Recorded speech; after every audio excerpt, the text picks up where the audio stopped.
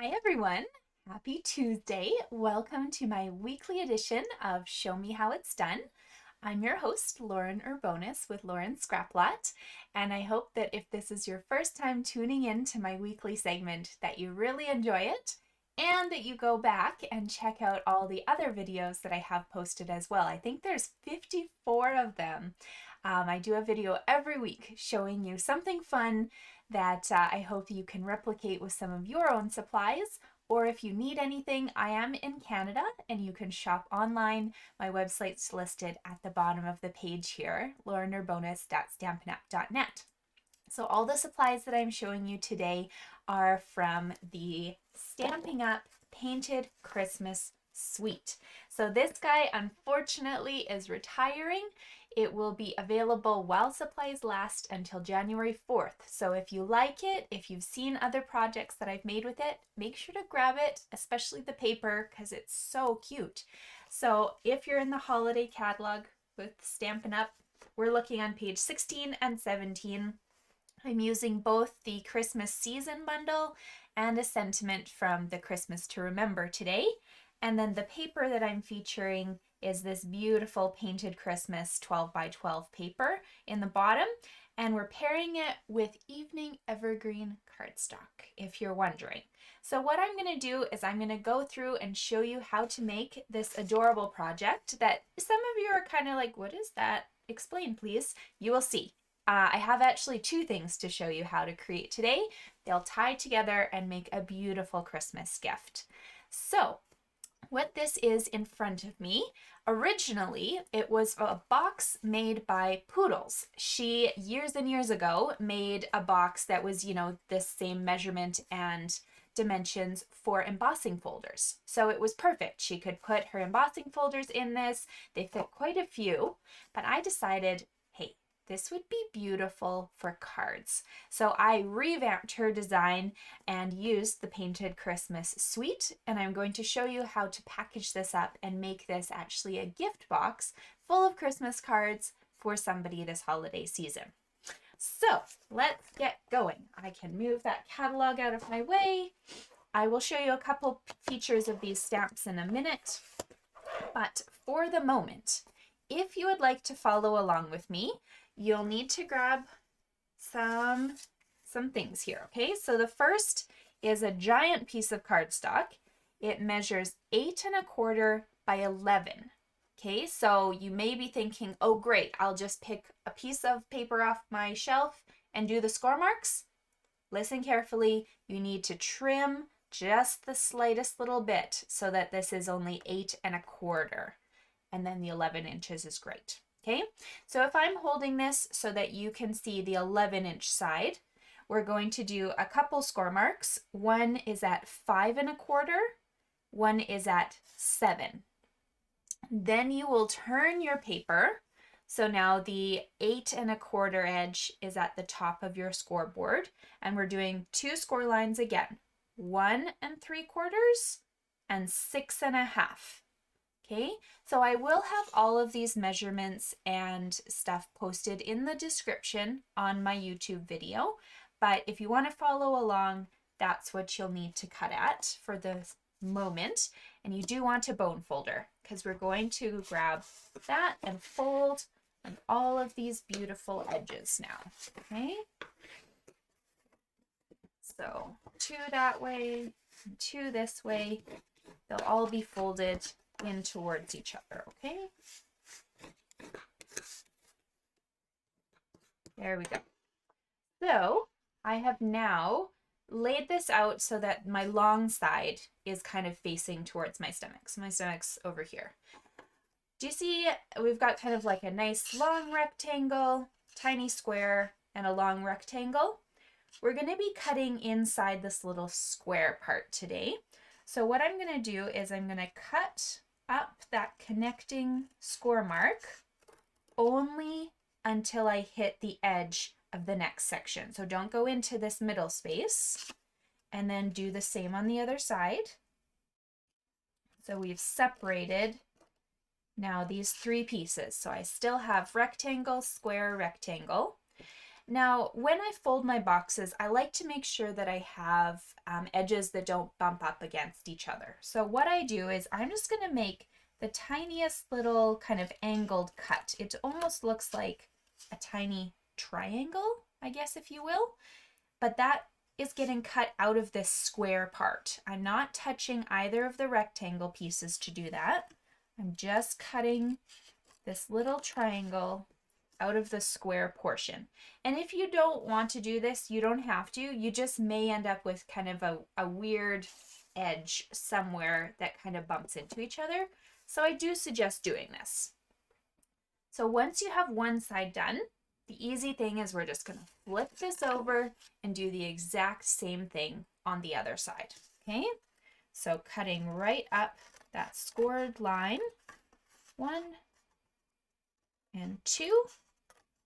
And then once again, making sure you're only cutting out triangles from this square portion.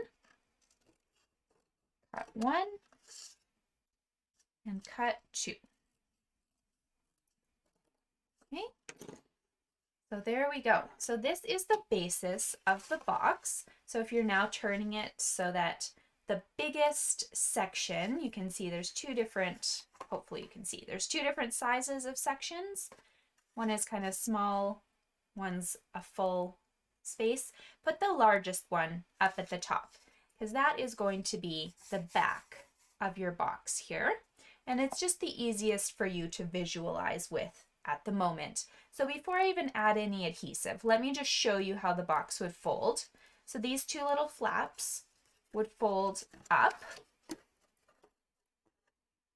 and these long pieces would attach to them, okay? And that's going to make the nice back of your box. So I'll show you how to do the adhesive in a sec, but to finish the image, this front part would now just hug the entire box, like so, okay? So what we're going to do is these little panels here that would be hugging the box, we'll just flip them down for a moment, and we're going to put adhesive on their sides. We won't do anything in this middle section, just these two panels that hug around. Okay, so I'm going to use tape so it's really easy for you to see, and please feel free to use seal or double-sided tape or glue, whatever you are a master of. It's up to you. Okay, I like this because I can also tear it. It's great.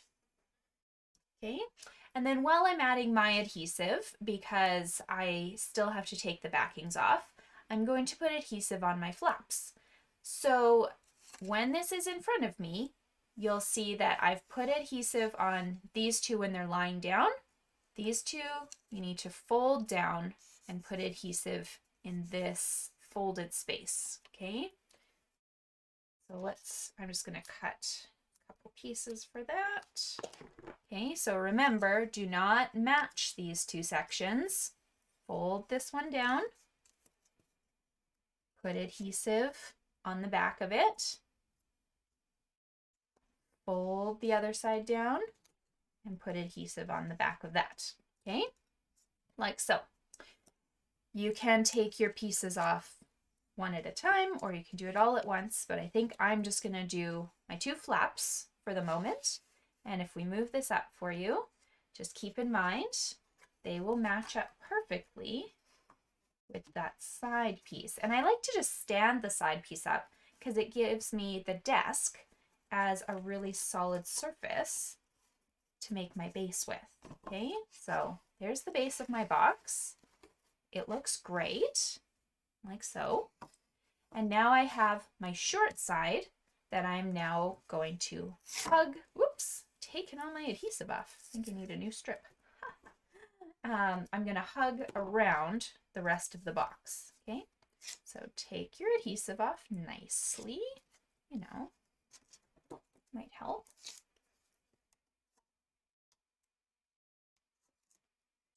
And you can either lie this down or keep it standing, whatever you prefer, but maybe you can see better if I keep it standing. So I'll just kind of fold it, and then one side gently hugs around, the other side gently hugs around.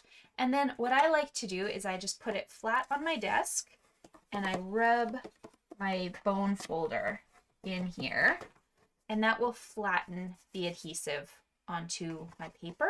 Okay, so once again,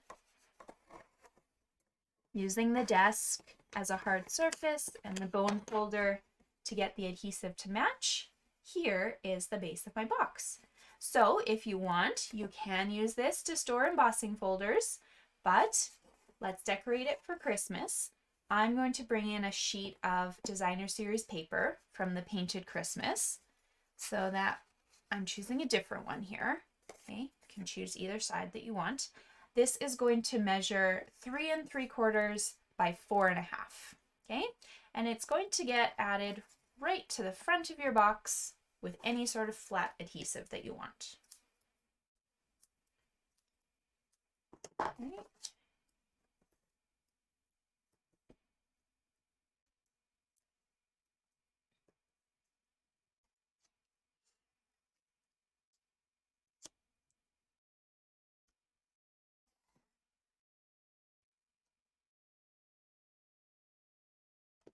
And you should have some sort of nice small green frame around, okay? So there should be a perimeter of the evening evergreen, and then your paper sits right in there. Now for my tag. So what I did was the Christmas season dies here. They have these amazingly large tags. So I cut this large one into a piece of crumb cake cardstock. And then I ran this through my bark embossing folder. So you have the bark, you could use timber, you can use any textured embossing folder just to give it a bit of life. Okay, so that's one piece that I'm going to need. And then while I have this open, I took my largest pine cone, stamped 3 of them, cut them out with the coordinating dies, and did the same for this cute little, or where is it? One of the cute little branches. Where are you? Blind. Maybe, oh, there we go. This guy right here. Use this little branch, and I cut him out 6 times, okay, because I wanted to have those in clusters of 2. So if you're wondering about ink colors, I stamped on basic white, and then for my pine cones here, I stamped the light color in soft suede and the dark in evening, or in early espresso. My leaves are all in evening evergreen. Okay, so to assemble this, let's start with our base, our tag. He is going to get popped up with a ton of dimensionals. Okay, don't be stingy on this one because you want it to be very, very sturdy.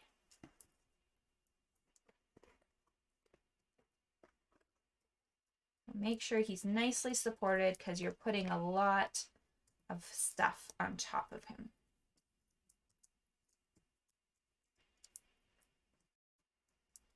There we go. And this will go right in the middle of this space here. Once again, just reach your hand in, make sure that's all attached. Okay, now we're going to play with our 3 little pine cones. So turn them over, and we're going to add dimensionals to the back of all 3 of them. So I kind of did just a triangle on the back in there because you want space for them to overlap and feel supported. So just right in the middle of the pine cones, you've got your triangles, okay? So go ahead and take all the backings off of that.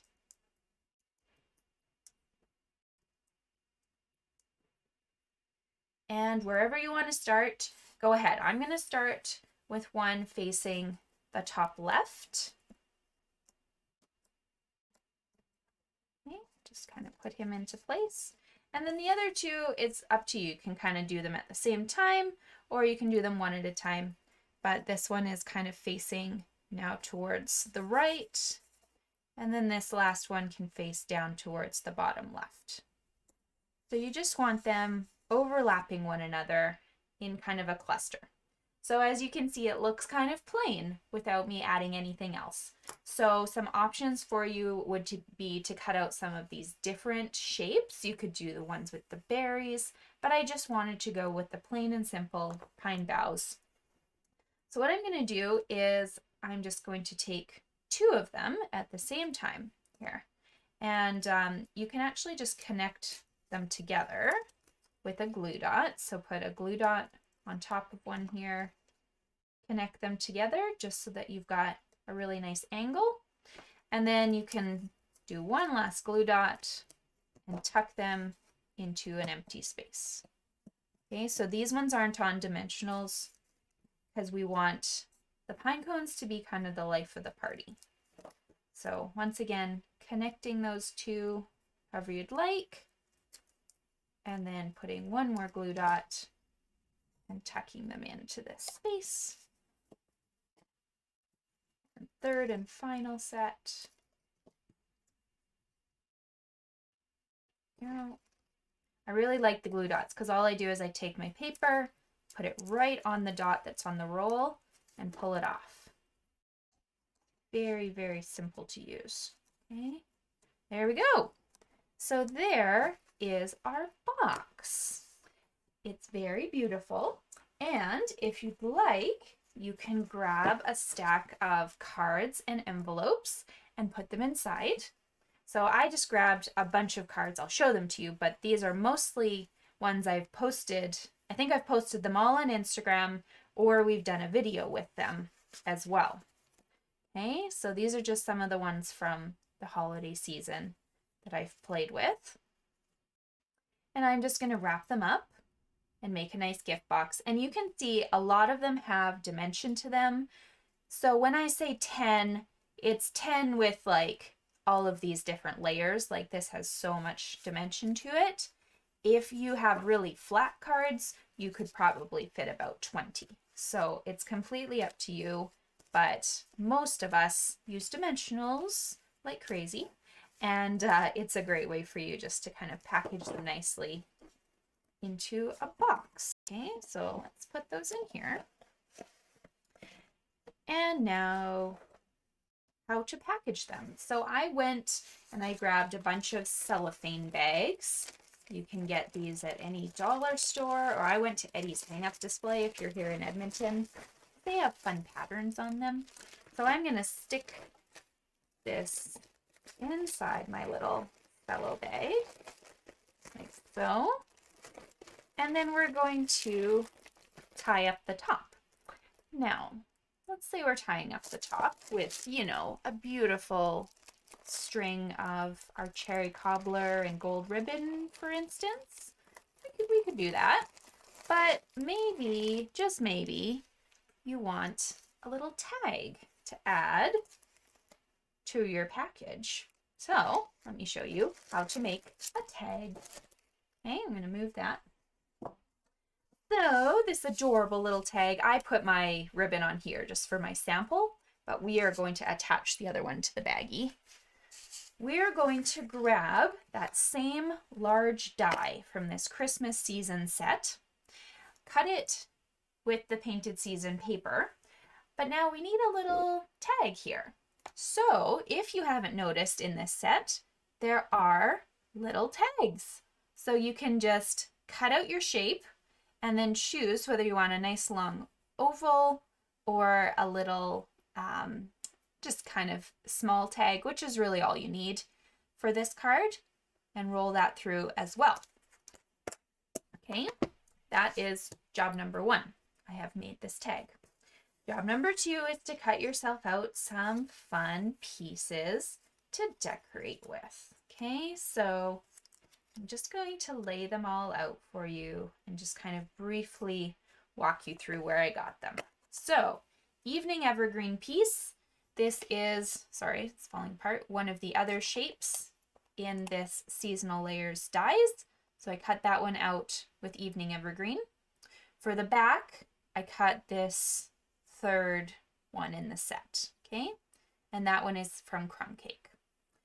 This magic in the air sentiment goes on this little skinny one, if you can't tell that.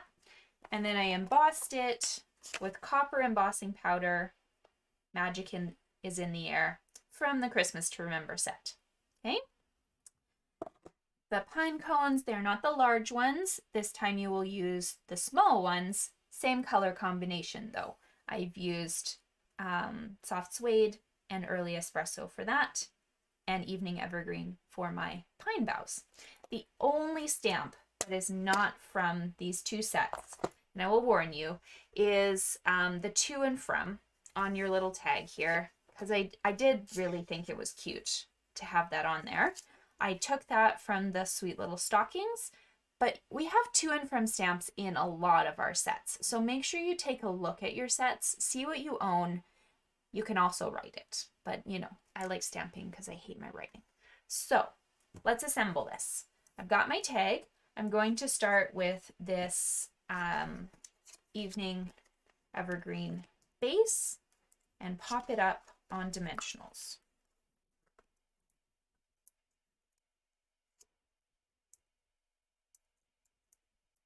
And instead of putting it sideways, I'm putting the rounded edges towards the top. Okay.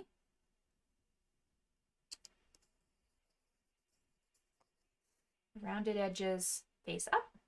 Now on top of this, same idea that we did with the box, we're going to put dimensionals on all of our little pine cones and make them the focus. But I'm just putting 2 dimensionals on those.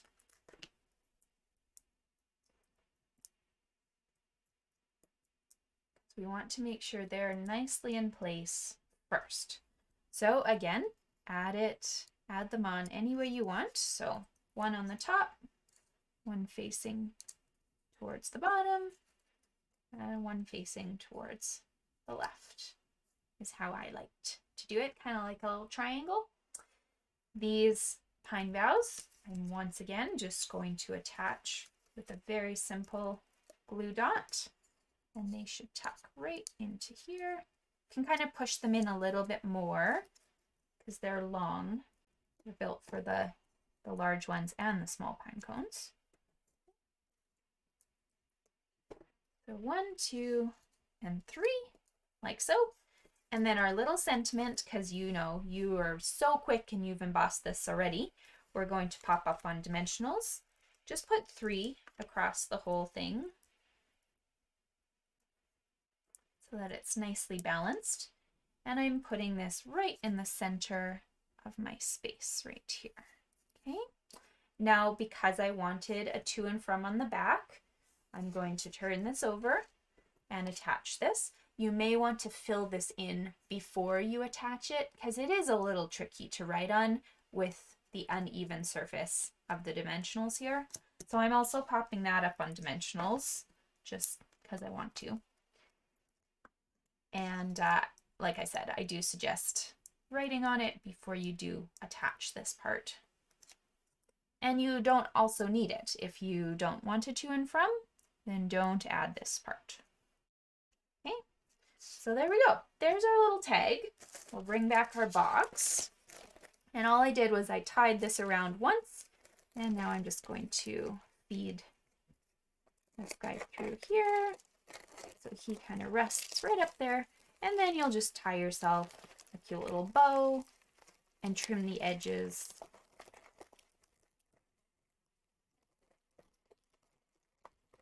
Okay, so there we go.